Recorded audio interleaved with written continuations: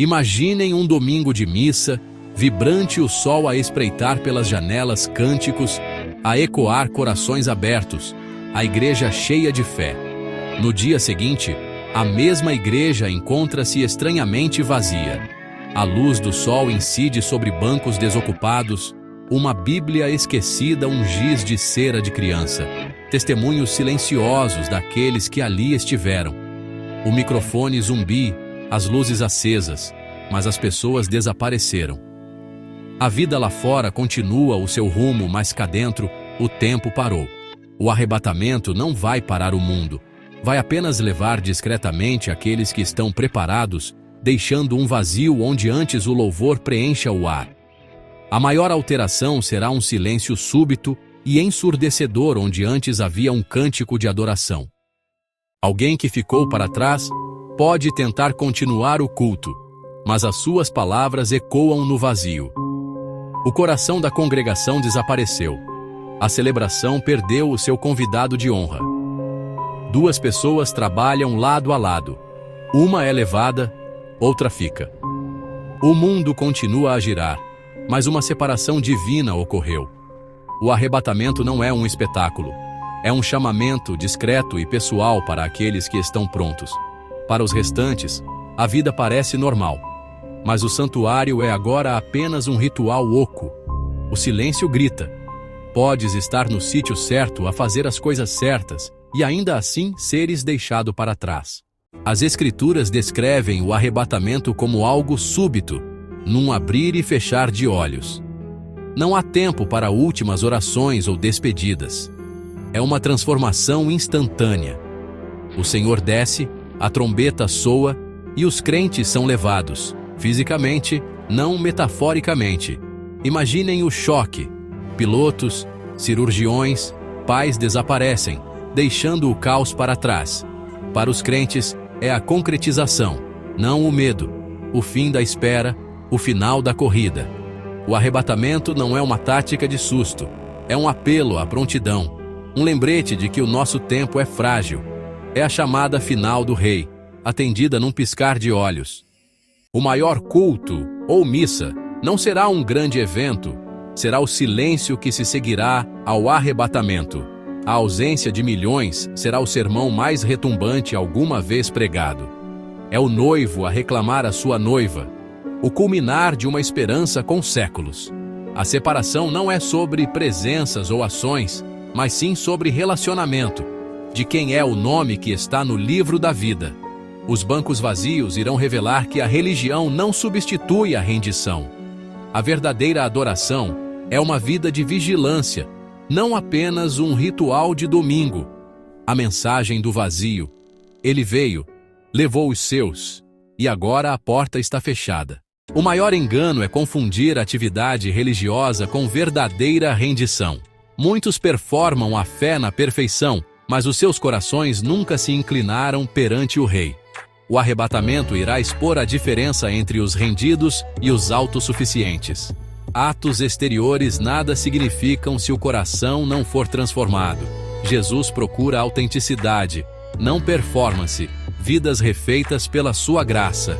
Nesse dia, o silêncio repentino irá revelar quem realmente conhecia Deus. Muitos irão perceber, tarde demais, que saber sobre Deus não é o mesmo que conhecê-lo. Pensemos no frequentador da igreja moderna, com o calendário recheado de atividades espirituais.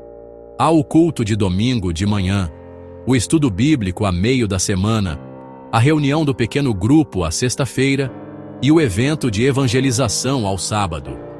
A sua agenda é um testemunho do seu compromisso, um turbilhão de movimento religioso que deixa pouco tempo para o resto.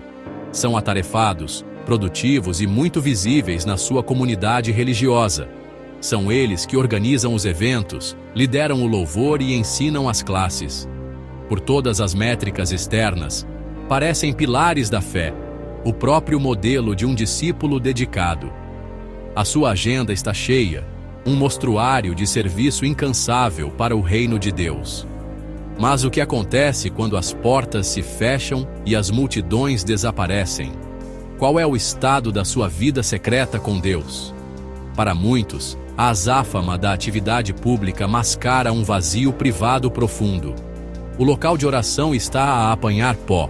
A Bíblia é lida para a preparação do sermão, mas não para a transformação pessoal, e os momentos tranquilos de comunhão com o Pai são sacrificados pelas exigências urgentes do ministério. A agenda cheia torna-se um substituto para a intimidade genuína. Estão tão ocupados a trabalhar para Deus que não têm tempo para estar com Deus. O ruído do seu serviço abafa a voz mansa e delicada que os chama a simplesmente descansar na sua presença, a aquietar-se e saber que Ele é Deus. Isto é uma armadilha subtil e perigosa. O inimigo das nossas almas nem sempre nos tenta com o pecado óbvio. Por vezes, distrai-nos com coisas boas.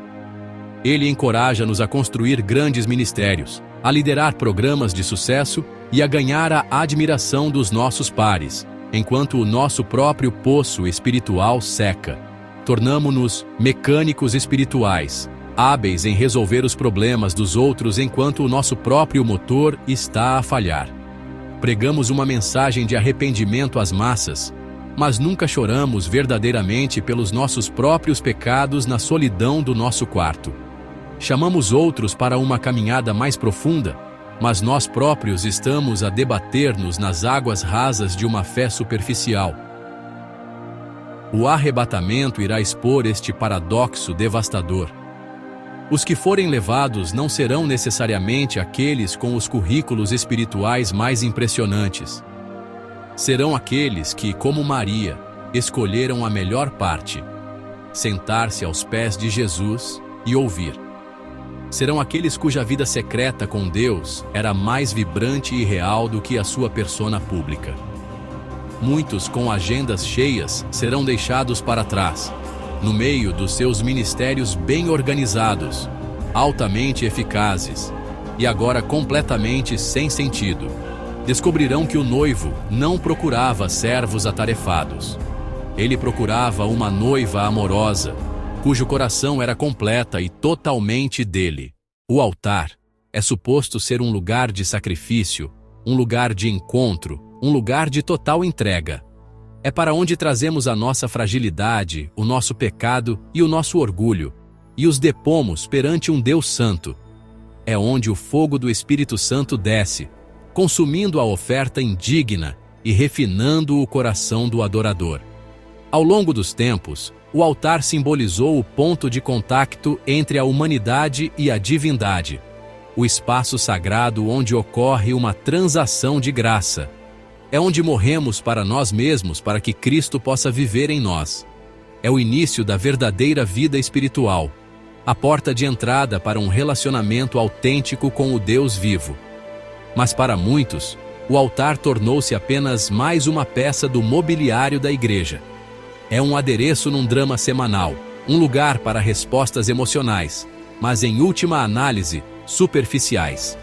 As pessoas choram no altar, fazem promessas no altar e têm experiências emocionais poderosas no altar. No entanto, quando o sentimento desvanece, pegam nos mesmos fardos que afirmavam ter deposto. Afastam-se inalteradas, os seus corações intocados pelo fogo transformador de Deus. Tiveram um encontro com uma emoção, uma experiência com uma canção, ou um momento com um pastor, mas não tiveram um encontro que lhes mudasse a vida com o próprio Jesus Cristo.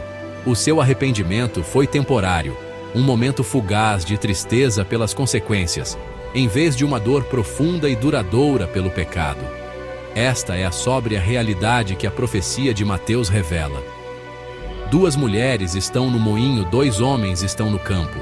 Estão envolvidos no mesmo trabalho mundano, lado a lado. Um é levado, o outro fica. A separação não se baseia na proximidade a um lugar sagrado ou na participação num ato religioso. Baseia-se na condição oculta do coração. Da mesma forma, muitos ficarão parados, mesmo no altar. Estarão na parte mais sagrada do santuário, no mesmo lugar onde professaram a sua fé e cantaram os seus cânticos de rendição, mas ficarão para trás. O chão em que se ajoelharam não os salvará. As lágrimas que choraram não os salvarão. Apenas um relacionamento genuíno, comprado pelo sangue de Jesus Cristo, salva. Quando a trombeta soar, estes altares tornar-se-ão monumentos a oportunidades perdidas. Serão memoriais a uma religião que era larga como a A5 e funda como um pires. Os que ficarem para trás olharão para o espaço vazio onde os seus amigos e familiares outrora estiveram e perceberão a verdade horrível. Estiveram perto, estiveram tão perto, estiveram à porta, à mesa, ao altar, mas nunca entraram verdadeiramente. Confundiram os símbolos da fé com a substância da fé. E nesse momento, o altar da suposta entrega tornar-se-á o altar do arrependimento eterno, um lugar onde muitos estarão, mas de onde ninguém ascenderá. Então, quem serão os que serão levados? Quem ouvirá essa trombeta final e sentirá o glorioso chamamento do céu? O próprio Jesus dá-nos a resposta numa das suas parábolas mais sérias, a história das 10 virgens. Todas as 10 esperavam pelo noivo. Todas as 10 tinham lâmpadas. Todas as 10, à distância, pareciam estar prontas para o grande evento. Faziam parte do mesmo cortejo nupcial, partilhando a mesma expectativa e o mesmo objetivo. Representam a igreja visível, a comunidade de pessoas que se identificam como crentes que se reúnem e que abertamente professam que estão à espera do regresso de Cristo. À superfície, não havia diferença discernível entre elas. Todas pareciam pertencer. Mas a chegada do noivo revelou uma distinção crítica e oculta. 5 eram prudentes e 5 eram insensatas. A diferença não estava nas suas lâmpadas, mas no seu azeite. As virgens prudentes tinham levado azeite extra, compreendendo que a espera poderia ser mais longa do que o esperado. As insensatas contentavam-se com a aparência de prontidão, com azeite suficiente apenas para fazer as suas lâmpadas arderem por um pouco. O azeite, nesta história, representa o Espírito Santo, a substância interior de um verdadeiro relacionamento com Deus. Fala de uma conexão genuína, pessoal e permanente, que vai mais fundo do que a observância religiosa exterior. É o reservatório oculto da fé, cultivado no lugar secreto, que sustenta um crente durante a longa e escura noite de espera. Quando o clamor finalmente veio, eis o noivo. As virgens insensatas entraram em pânico. As suas lâmpadas estavam a apagar-se. O seu desempenho de prontidão tinha atingido o limite, e a sua falta de preparação foi dolorosamente exposta. Desesperadamente, tentaram pedir emprestado ou comprar o que só podia ser cultivado pessoalmente ao longo do tempo. Perguntaram às prudentes: dai-nos do vosso azeite. Mas este era um pedido impossível. Um relacionamento pessoal com Jesus não pode ser transferido ou partilhado no último minuto. Não pode ser comprado com boas intenções ou emprestado de um familiar. É uma realidade intransferível. A fé do teu pároco não te pode salvar. O azeite da tua mãe que ora não é teu. O noivo não está à procura de uma multidão de admiradores. Ele não está a regressar para aqueles que simplesmente conhecem os cânticos ou frequentam os cultos. Ele está a vir para aqueles com lâmpadas que ardem intensamente, alimentadas por um profundo e pessoal suprimento do seu espírito. Ele não está à procura daqueles que gritam mais alto, mas para aqueles que esperam com fidelidade inabalável, mesmo quando o mundo está escuro e o seu regresso parece atrasado. Os que sobem não são os que simplesmente se juntaram à procissão. São os que se prepararam pessoalmente para o encontro. São os que compreenderam que a espera exigia mais do que apenas uma lâmpada. Exigia um coração constantemente cheio da sua presença. Para lá das parábolas, o livro do Apocalipse oferece uma promessa direta e poderosa àqueles que serão levados. Na sua carta à igreja em Filadélfia, uma igreja elogiada pela sua fidelidade apesar da sua pouca força, Jesus faz uma declaração profunda.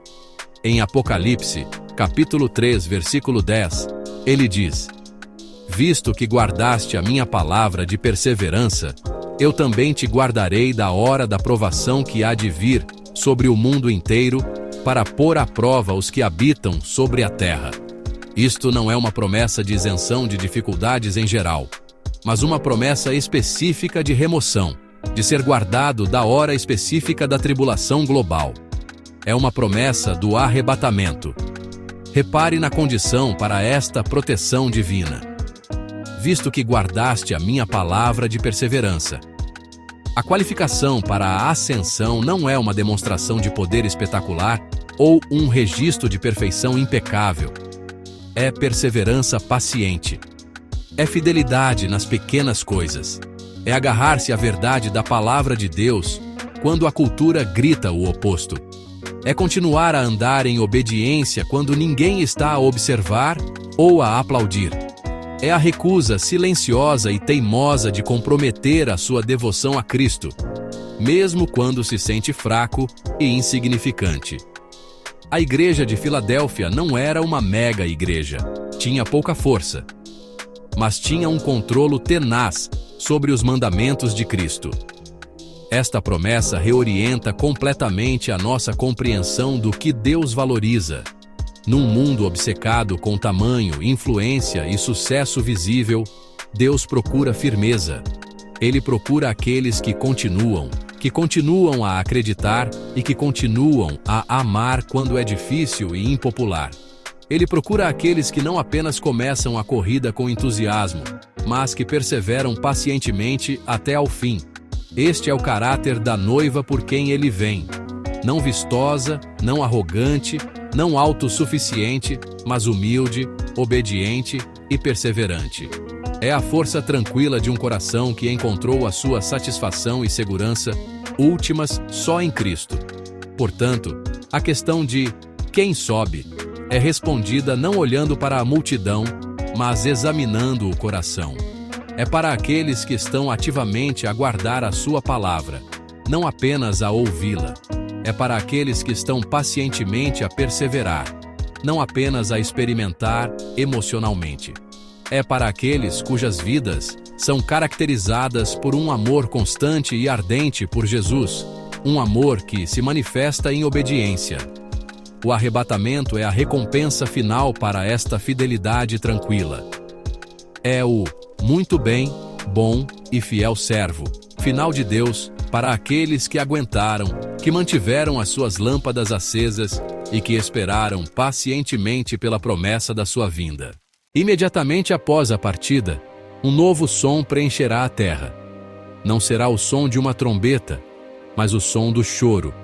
Um lamento global de angústia surgirá de cada nação, uma torrente de dor e confusão daqueles que foram deixados para trás. Imaginem o pânico. Um marido acorda e encontra o outro lado da cama frio e vazio. Uma mãe, no supermercado, vira-se para ver o carrinho da criança vazio.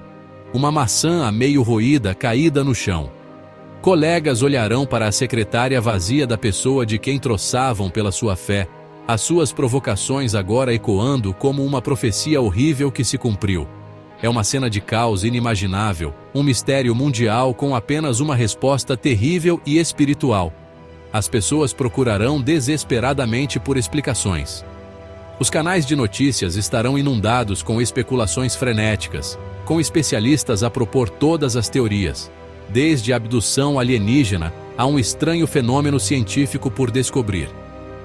Os governos emitirão declarações, tentando manter a ordem e acalmar uma população aterrorizada. Mas as suas palavras serão vazias, a sua autoridade estilhaçada. No meio deste colapso global, um horror crescente começará a instalar-se nos corações de muitos. Recordarão os avisos, recordarão os sermões que ignoraram, os folhetos que deitaram fora e os apelos dos amigos e familiares que agora, subitamente, inexplicavelmente, desapareceram. O lamento nascerá não apenas da perda, mas do reconhecimento. A busca passará do físico para o espiritual. As mesmas igrejas que antes eram vistas como irrelevantes tornar-se-ão epicentros de desespero. As pessoas inundarão os santuários, procurando pastores que já não estão lá. anciãos que desapareceram.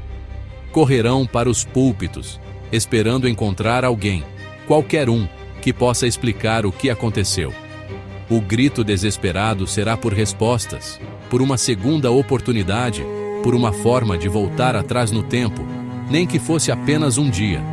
O arrependimento será um peso físico, esmagando as almas daqueles que estiveram tão perto da verdade, mas se recusaram a abraçá-la. Finalmente desejarão ouvir, mas os pregadores da graça terão partido.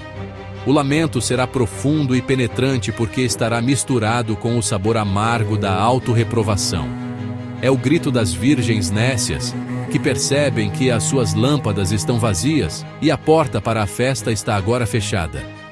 É a agonia de Esaú, que vendeu o seu direito de primogenitura por um prazer momentâneo e não encontrou lugar para o arrependimento, embora o procurasse com lágrimas.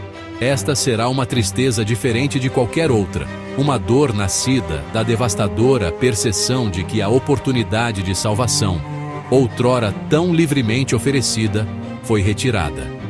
O tempo para escolher terá terminado. A era da graça terá chegado a um fim súbito e brutal, e tudo o que resta é o eco de uma porta que se fecha com estrondo. Após a onda inicial de pânico e dor, uma nova e arrepiante realidade vai instalar-se. Os púlpitos continuarão lá, os microfones a funcionar e as Bíblias nos seus lugares. Mas os mensageiros do Evangelho terão partido. Quem pregará agora?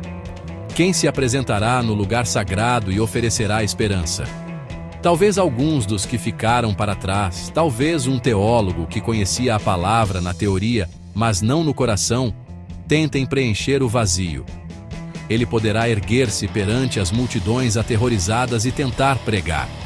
Poderá abrir as Escrituras e explicar as profecias com uma clareza desesperada e recém-descoberta. Mas as suas palavras serão ocas, um eco numa câmara vazia. A grande tragédia do sermão pós-arrebatamento é que será pregado demasiado tarde. A mensagem da salvação pela graça terá expirado. Aquele que manteve a porta aberta, tê-la-á fechado. O sermão pregado após o arrebatamento não será um apelo à salvação, mas uma confirmação do julgamento. O pregador estará a falar para uma audiência que já foi selada na sua incredulidade, deixada para enfrentar a hora da provação que testará toda a terra. Ele estará a pregar tanto para si mesmo como para qualquer outra pessoa. O seu sermão, um lamento pela sua própria oportunidade perdida. Uma confissão pública da sua própria negligência espiritual. A verdade será finalmente clara, mas a via de escape terá desaparecido. O culto continuará, mas será um canto fúnebre. As canções entoadas serão canções de arrependimento. As orações oferecidas serão gritos de desespero. A comunhão será um ajuntamento de condenados, unidos não pela esperança partilhada, mas pelo terror partilhado do que está para vir.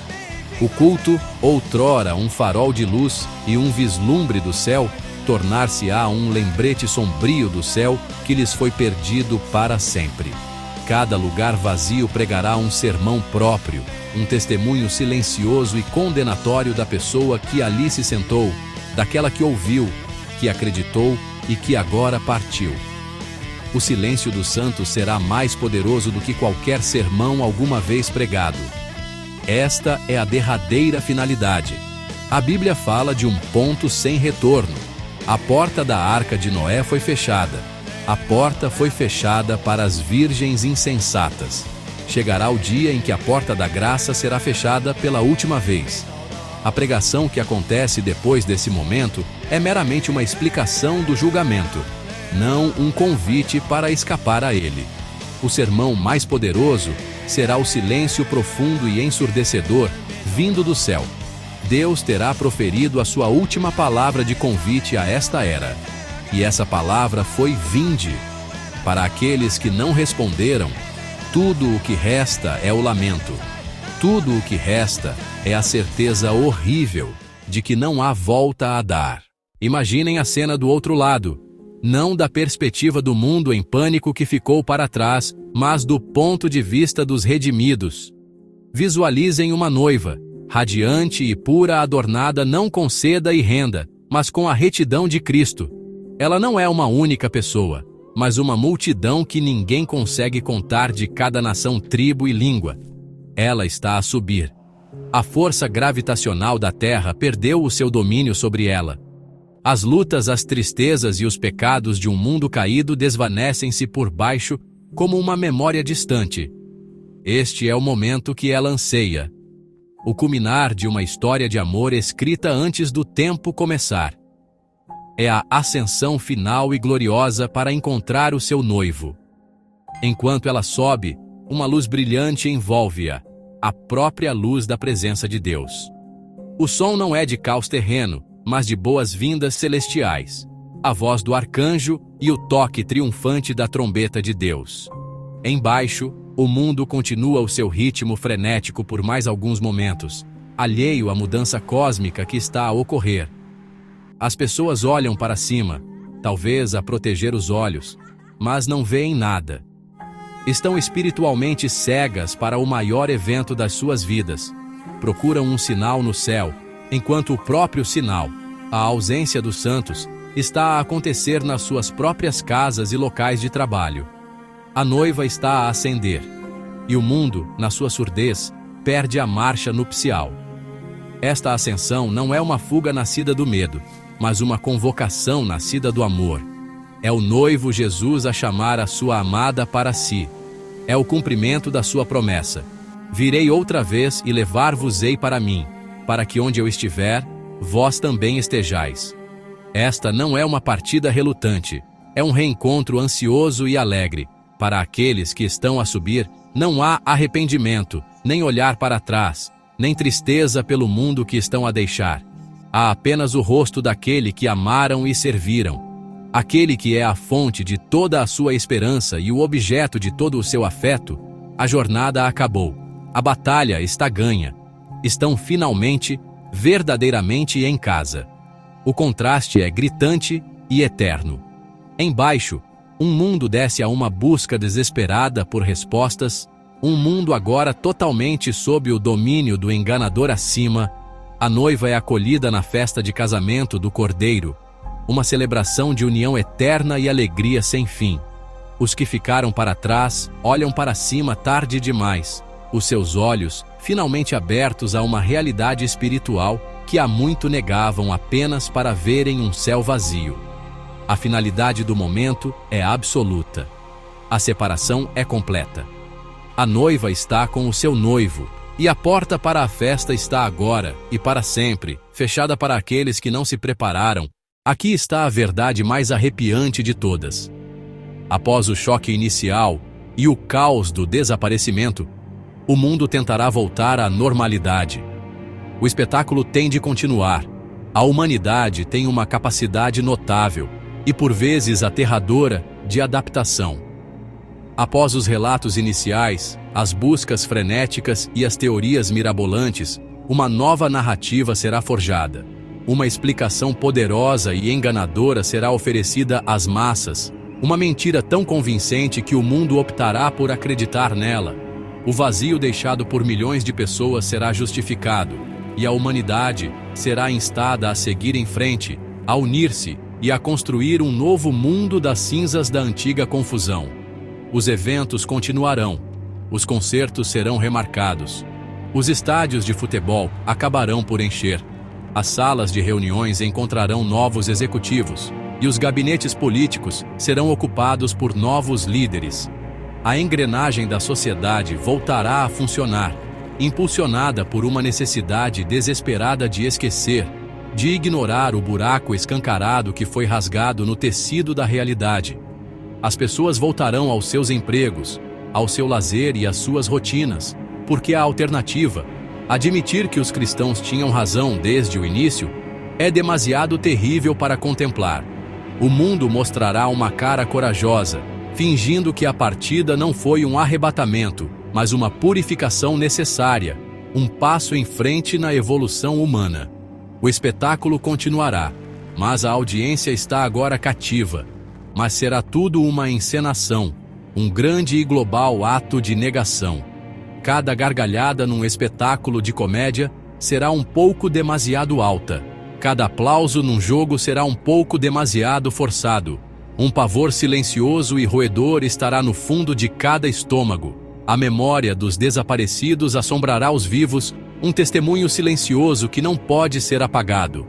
A busca frenética do mundo por prazer e progresso será uma tentativa desesperada de abafar o sussurro da verdade. O conhecimento aterrador de que foram deixados para trás para enfrentar o que está por vir. O espetáculo continuará, mas a alegria terá desaparecido, substituída por uma imitação frágil e quebradiça da vida. Esta é a derradeira decepção. O mundo continuará, mas o sal e a luz terão sido removidos. A influência restritiva do Espírito Santo, atuando através da Igreja, terá desaparecido. O que resta é uma sociedade desvinculada da graça, pronta para abraçar um falso Salvador e uma falsa paz. Os eventos no calendário mundial prosseguirão, mas o calendário profético de Deus terá virado para o seu capítulo final e terrível. O espetáculo continuará, mas será uma tragédia no seu ato final, uma peça cuja conclusão devastadora já foi escrita. A noiva não estará lá para o ver. Ela estará segura com o noivo, o seu papel no drama terreno terminado. Toda esta mensagem, este retrato tão vívido do que está para vir, não é para ser uma ferramenta de medo. Não é uma história de terror feita para vos assustar e forçar uma decisão. É um grito do coração de um Deus amoroso. É um convite. Cada profecia do arrebatamento, cada aviso para estarmos preparados, é uma expressão do profundo desejo de Deus de que estejamos com Ele.